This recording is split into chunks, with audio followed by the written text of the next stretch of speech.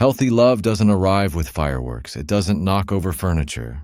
It doesn't leave you staring at your phone at 2 a.m., rereading messages, wondering where you stand.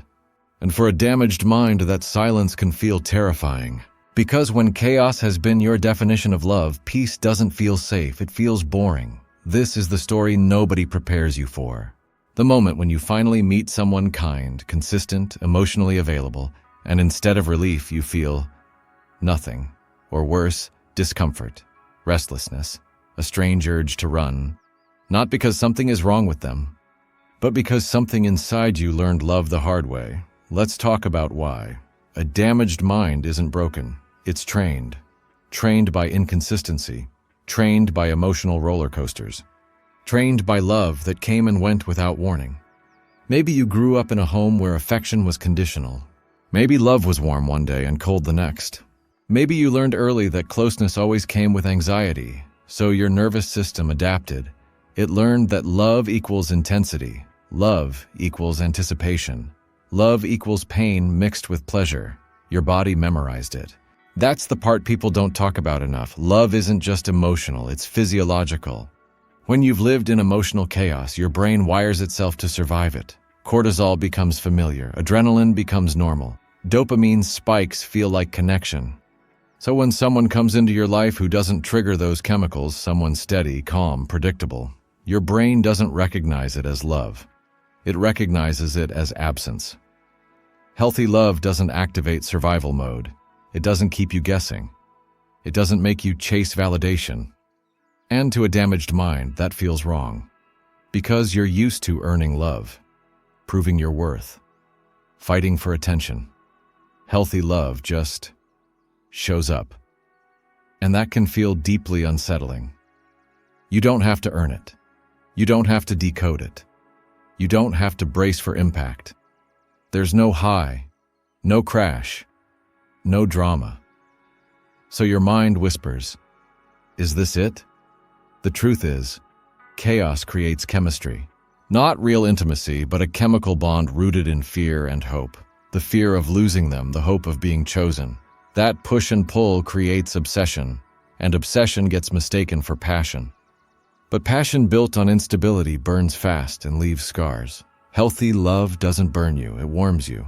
And if your body is used to fire, warmth feels underwhelming. This is why people leave good relationships for toxic ones. Not because they want pain, but because pain feels familiar. The damaged mind doesn't crave happiness, it craves recognition. It wants to feel something it understands. And peace is unfamiliar territory. Think about it.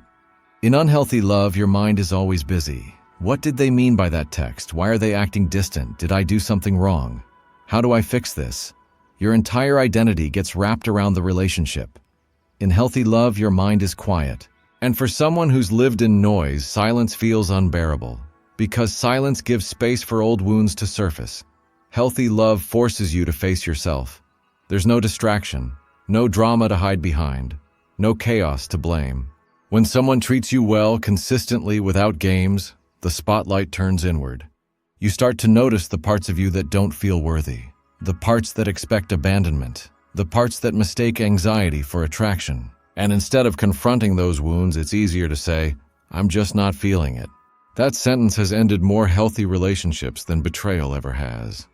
Because not feeling it often means I don't feel activated and I don't feel anxious.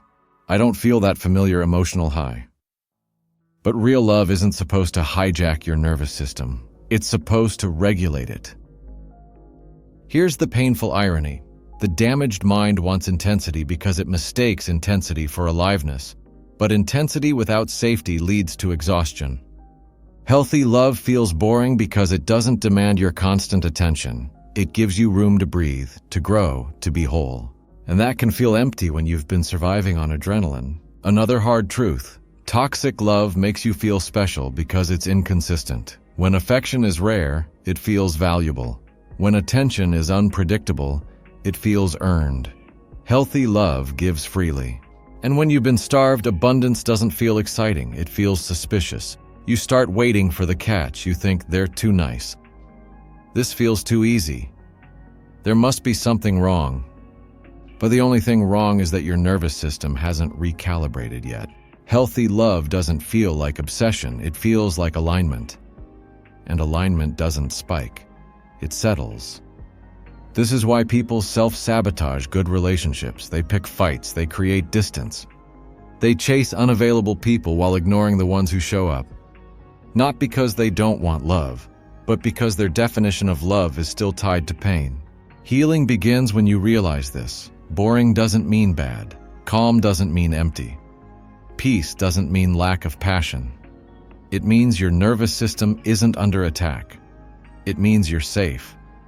And safety feels dull only when danger has been your baseline. Healthy love doesn't consume your life, it supports it. You don't lose yourself in it. You don't shrink. You don't beg to be seen. You expand.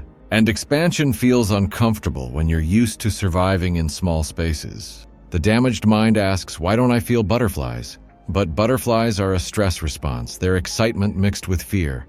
Healthy love replaces butterflies with grounding, with certainty, with trust. And trust doesn't flutter, it roots. Here's the shift that changes everything. When you stop chasing emotional highs, you start recognizing emotional safety.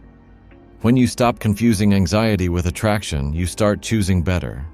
When you stop romanticizing chaos, you finally experience peace. Healthy love grows slowly. It doesn't shock your system.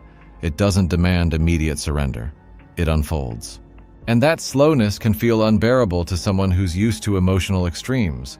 But slow doesn't mean weak. It means sustainable. A damaged mind thinks love should hurt to be real. A healed mind understands that love should feel like home.